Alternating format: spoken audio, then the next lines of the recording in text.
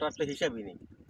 বললাম না যে কোনো জিনিসের কমতি দেয় নাকি, আর সার বীজ মানে জৈব সার পর্যন্ত খেতে মতো তাও তারপরও দিছি। আপনি স্থানীয় কৃষি অধিদপ্তর যেগুলো আছে উপজেলা, ওনাদের সাথে যোগাযোগ করছিলেন এই ব্যাপারে? না, ওদের সাথে আমি যোগাযোগ করিনি।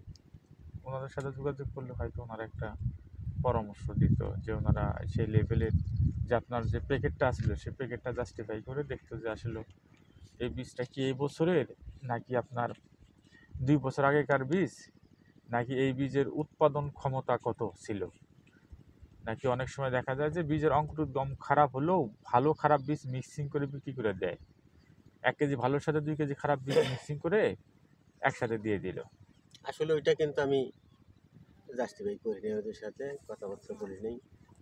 পরামর্শ দিতে পারবে আপনাকে।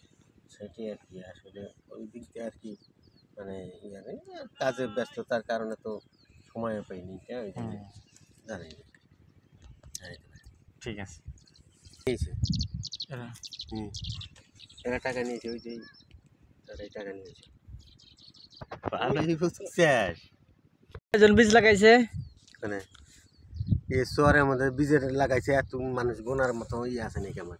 তার জানা আছে না আপনার? শত শত মানুষ লাগাইছে বীজ। 100 মানুষের বীজ লাগাইছে, 100 মানুষের বীজ। দুটো বীজ কার কার ভালো? দুইটা বীজ বলতে কি, এই বীজটা কি কতটি করে ফালাইছে এই জন্য এতগুলো জ্বালাইছে, হিসাব আছে নাকি ওইটা? আর যদি এই ধরবো তোমার 1 পোয়া বেশি যদি ফালায় থাকে 1/2 কেজি বেশি, তাহলে তো অর্ডার তো ভালো দেখাই যাব। হ্যাঁ, আর আমার হিসাব হলো 1 কেজি বেশি, 1 বিঘা জমিনের জন্য। 1 বিঘা জমিনের মধ্যে 1 কেজি বেশি ফালাইলে হারাও, তারপরে হতে বেশি মানে পুলি তুলে নিয়ে সরে অন্যখানে গাড়া নাগো। হিসাব আছে, হিসাব করে চলি আমরা গৃহস্থ, আমরা হিসাব ছাড়া চলি না। আমার 1.5 বিঘা 1 কেজি বেশি 1.5 বিঘা খেতে বলছিলাম, 2200 টাকার পুলি বেচছি আবার।